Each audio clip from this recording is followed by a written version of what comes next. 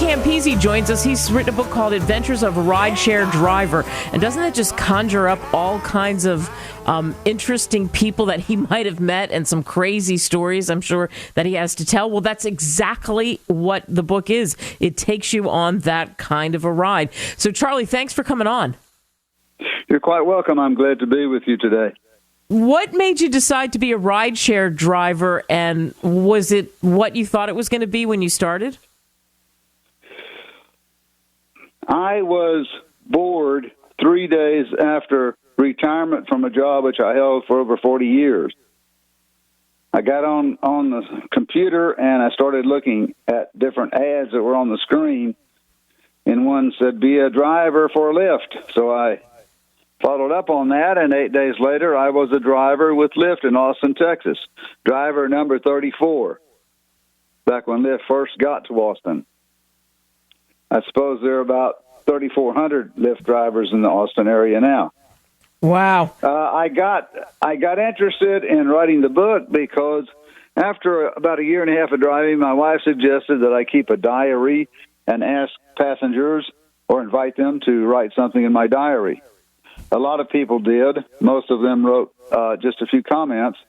But when I got 3 diaries full of information, I went back through it and realized that I could make some pretty good stories out of some of the things that I had encountered with those passengers. So I sat at the computer a few hours every day for 1 month, and I did a complete book.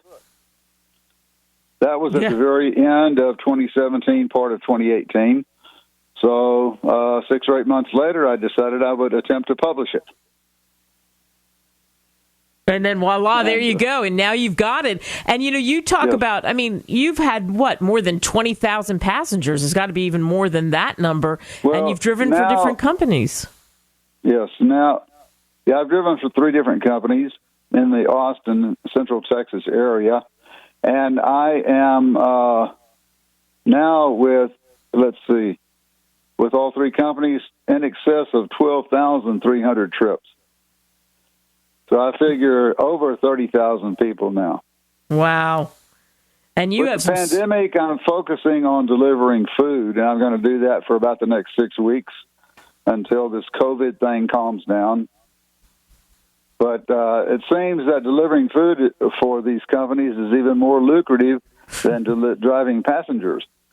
Although I so extremely miss the conversation.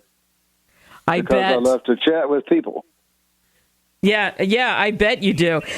So in chatting with people, you got to tell us a couple of stories. Give us a couple stories. You told me a story about some girls that you picked up, and what kind of a saga that was.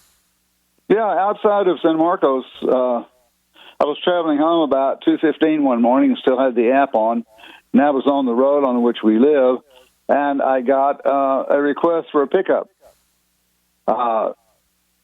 I went about 2 miles, pulled up to the front of a piece of property, and all there was one flashlight beaming at me. A young man came out and said, "Who are you here to pick up?" And I gave him a name. He said, "I'll be right back," and he walked off into the darkness and came back a minute later with 4 tipsy young ladies following him. They got into the car, 3 in the back, 1 in the front seat, and they were arguing about whose app they were using and who was going to be responsible for paying for the trip. So they saw that after we went about 4 miles, and they started the argument about where they're going to stop to get some food because they were starving at this time of the morning. We decided on the only McDonald's that was open in town. I drove them up. After they decided they weren't going through the drive-thru, I let them out and waited 15 minutes while they stood in line to order their food. They came out still tipsy. Got in the car again. The lady in the front seat said, "By the way, Mr. Uber driver, you need to know each one of us lives in a different dormitory." So I said, "Okay, here we go." As I stopped to let a girl out at each of the first 3 dormitories, the girl who was leaving my car leaned back in and said, "Well, girls, I'll see you in church about 11 o'clock this morning." And being an imp, I decided to respond immediately. "Young lady, after tonight, you need church." And I got to say that 3 times. That was one of my more interesting trips. Oh boy, no kidding. It sounds like you just had a blast though doing this, and you are having a blast doing it, right? Well, yes.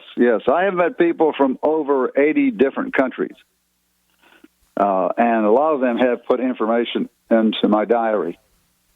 A lot of people from all over the world come to the Austin area because we're kind of a technological center now. And we have a gigantic outlet mall here in San Marcos.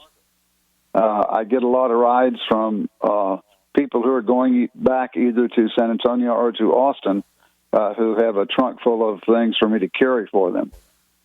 And I've met people from lots of places in Mexico, Central America, South America, Eastern Europe.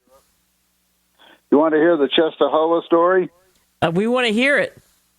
Okay, the Czestochowa story is not in this book. It's in the second book. It's on the burner right now, but it's worth telling. Some of the earliest settlers in Texas, back in the white folks, Anglos, that settled in Texas back in the late 1700s and 1800s, were from Poland. They landed in Texas at a port, one of the 2 or 3 ports out of the Gulf of Mexico, and they made their way probably by horse and buggy or by horse and wagon to about 25 miles south of San Antonio, and they settled 4 or 5 little towns, and in each town they built a church. The people who settled in one place came from Czestochowa, Poland. They named their community in Texas Czestochowa. So 2 years ago, I was in Austin, and I went to a very large apartment complex and picked up 2 women. I introduced myself. They introduced themselves. I said, "Where are you ladies from?" And the younger woman said, "I live here now. I'm working. I'm from Poland. My mother is here visiting." I said, "Yeah, what part of Poland?" And the lady said, "Oh, my goodness, I'm from Czestochowa." I said, "Did you know that Czestochowa is in Texas?" And it just blew them away. So I gave them my autograph, and I gave them a copy of my book. Oh, yeah, a little history lesson. How interesting is that? The roots of that town. Yeah. Wow. Wow. One of those stories in the current book is called My Shortest Trip. On a Sunday afternoon, I got called to the east side of the interstate off of Riverside Drive. I went to a B&B, and I picked up a couple, introduced myself when they got in the car. My name is Charlie. They told me their names.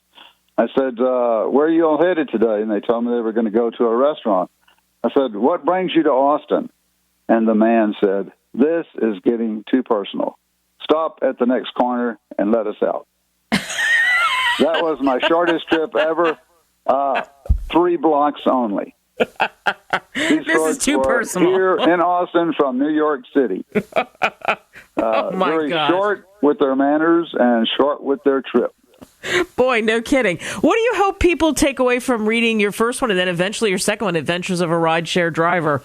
Well, I hope people will see that driving with one of the rideshare companies is extremely safe, that it's reliable, that the wait time almost everywhere is no more than 5 to 10 minutes. Unlike the taxi cab industry where people wait 2 and 3 hours. Yeah. I think that drivers are very interesting. Many of them are retired people who have a long history in the area and who enjoy a good conversation. And they're delighted to be able to drive anywhere from 10 to 30 hours a week. Yeah, and you're that person, and it's so interesting to see now that delivering food is even more lucrative, and what that's turned into, and that there is always this opportunity. If you reach out and you grab it. All right, Charlie. Most important thing, Charlie Campise, Adventures of a Rideshare Driver. Amazon. They can get the book. Where else? Yes, Amazon Prime, Barnes and Noble. They can ask their local bookstore to get them a copy. Perfect. They can on Amazon Prime. They can get the Kindle copy of the book for a couple $. Nice. That's perfect reading. If they wish, they can call me, and I will send them an autographed copy of the book, and then they can just send me a check and return mail. All right, that sounds good. So that works as well. Charlie, thank you so much. Charlie Campise, Adventures of a Rideshare Driver. We appreciate you sharing your stories with us. Well, I'm very happy to. More than anything, I enjoy driving the young college students around in Austin and San Marcos. I feel like because of their background and what they had to go through to get to the university, they are very community-minded. They know what community service is. And I tell them all the time that they came to the university to get a good education and to have fun in a safe way, and that I have great faith in them because when they had to do a resume to get into the university, they had to list a number of community service activities. And I tell them, I truly believe in you, and I think that you guys will be the next greatest generation. Wow, and that's a perfect Many of them tell message. me, not only are you the first person to tell me this, but most of our drivers don't even want to talk with us. So they get a real thrill with me. So that shows you. All right, Charlie, thank you. We appreciate it. Okay, thank you.